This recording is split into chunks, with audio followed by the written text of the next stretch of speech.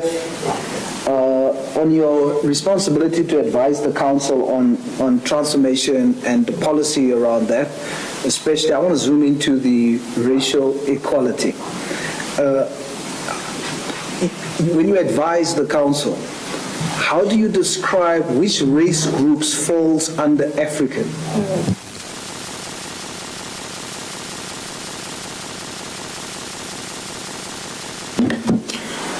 Thank you very much, Chair, and thanks for the question. What we normally do, we look at the equity targets of the institution based on the guideline that the neighborhood want. Also, receiving the information from Human Resources Department. Thank you. Which race groups do you advise is African?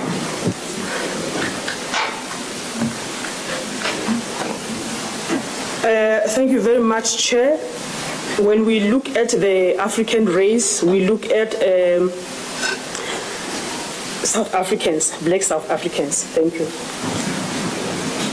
Black South Africans? Yes. Does that include coloreds, Indians? Yes. So when I read the term African in your policy, I'm supposed to interpret it to include coloreds and Indians.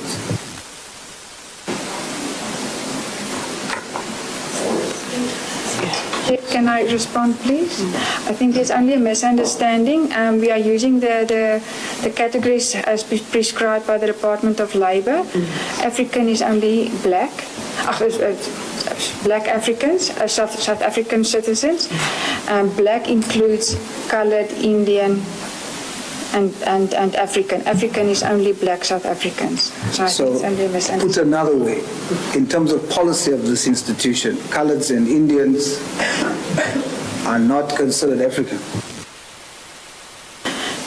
We use the categories. As I said, African is black South Africans, and then black, then we combine colored, Indian, and African. Okay, so in other words, when we say black, it includes black, colored, and Indian. That's correct. Now I'm asking, when we say African, do we include colored and Indian?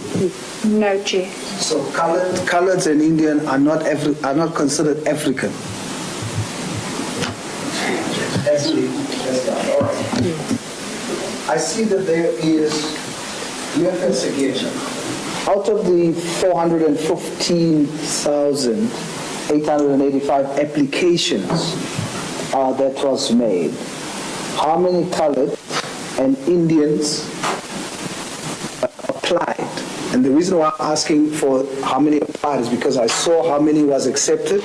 So I want to understand, I want to do a cross-referencing with how many applied, how many was accepted, and then please also tell me what was the causes for 4% and 1% respectively being accepted out of 415,000 applications. How many were colored and Indian?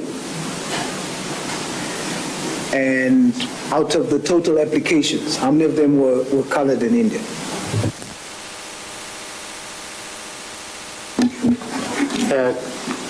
Through your Chair, thank you, Chair. Unfortunately, we didn't do that analysis on this particular presentation, Chair. So we can collect that information and present to the committee members. Thank you so much. That will help because it will help us understand because what you do report on, the 4% and the 1% gives the impression that, there's only 4% of colored people that applied, and 1% of Indians that applied. But if we are able to see the total number of applications, then you can tell us why you only took 4% of coloreds and why you only took 1% of Indians. That's the rationale. Okay. Through your Chair again, on that particular slide, the one on 1%, 4%, and 9% white, those are currently registered students, not necessarily the students that applied. That's exactly what I said, sir. The point is exactly the fact that that's the students that's not the students that has applied. The students that has applied is 415,000. Yes. Correct? So I'm asking for how many out of those total that has applied, how many of them? Indians? Then I cross-reference, and I'll be able to say, out of that you took 4% and 1%. Why? What was the causes? Did they not qualify, or was it again chosen based on the racial ratio? And test the fairness thereof.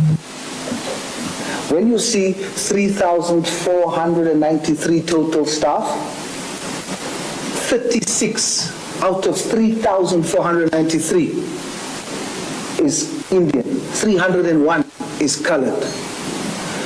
Do you consider, can I safely say that coloreds and Indians are still being marginalized? Thank you, Chair.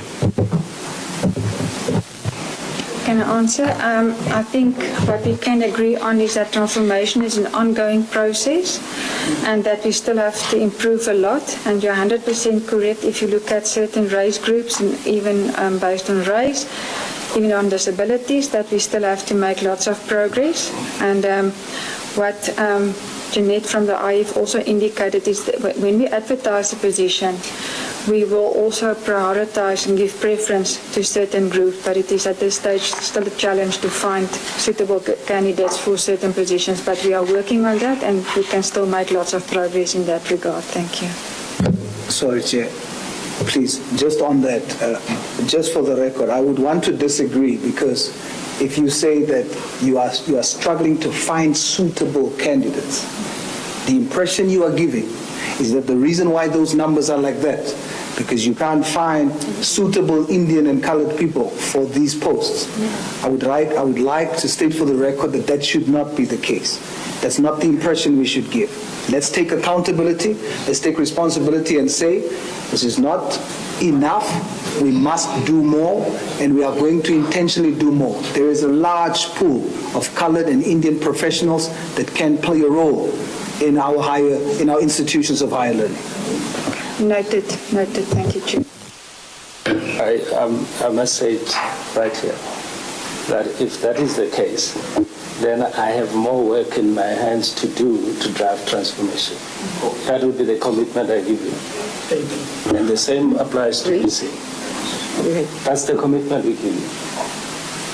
Thank you. I think that is the point where Honorable Sauls was coming from, that we might be having a bigger problem of transformation than we want to accept. And that is where his line of questioning all along comes from.